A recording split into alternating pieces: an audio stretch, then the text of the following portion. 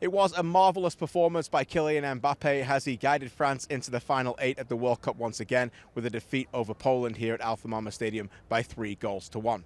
Some of the key numbers, of which there were many, we'll get into. How about 6? The minutes in between Poland's great chance in the first half as Zielinski's shot was saved by Lloris and then cleared off the line, and the goal that put France ahead for good, scored by Olivier Giroud. A record-setting goal, the number 52, as he overtakes the great Thierry Henry to become France's record goalscorer.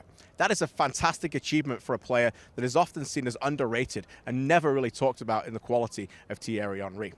Although world-class stars eventually did shine here, that was Kylian Mbappe. Some other numbers to look into. 4-2-3-1. France's shape and system. It is an interesting one when often they look like they've got one too many players on the pitch when they've got the ball, and sometimes needing more of a defensive responsibility without it. This is where Antoine Griezmann comes in. It looks like a 4-2-3-1, but out of possession is ineffectively a 4-4-2. Mbappe doesn't defend the flanks. Why would he? We'll get to that in a second. Rabiot moves over to the left, and then Griezmann drops in into the midfield, and it's effectively out of possession a 4-4-2. And it's very effective because when they win the ball back, you've got someone in quality of Griezmann to drive forward and start France's attacks. Nobody at this World Cup ignites quickly into the final third as much as the French, and of course they're led by the star boy himself, Kylian Mbappe. More numbers for you, 8 World Cup goals. That's what he did in the 74th minute with a phenomenal strike to make it 2-0, and when France get up 2-0, you know it's over. He joined some fantastic players on that list, including Cristiano Ronaldo, Eusebio as well, and then others were joined later. Lionel Messi, he joined him on 9. That's right, 9 World Cup goals already for Kylian Mbappe, and he's still only 23.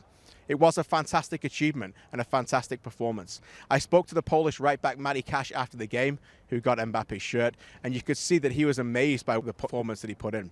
He said he's the best player that he's played against, the quickest player he's played against. He was delighted with the performance, but overall, even he, much like the 40,000 plus here, were in awe of Mbappe.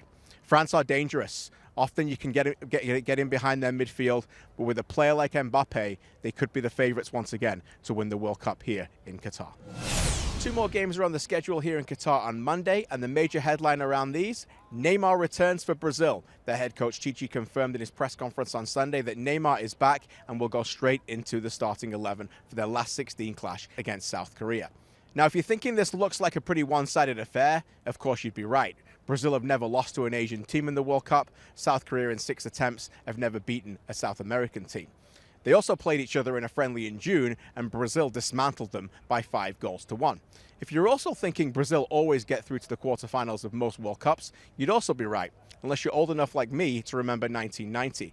They played Argentina in the last 16 and were very good that day, but in the end, the likes of Careca, Branca, Jorginho, Taffarel and others were gut-punched by Claudio Canigia's 81st minute winner as Argentina broke Brazilian hearts and sent them out of the World Cup at the last 16. Brazil will fully expect to make the quarterfinals in this game and are massive favourites to do so. In the other game, it should be closer. Croatia take on a Japanese team that has already beaten Spain and Germany in this World Cup without having a lot of possession. This will probably be the same. Croatia will dominate possession, but what will Japan do when they get it? They're a transitional team, and they are determined to make history. Japan have made the last 16 for the first time in back-to-back World Cups.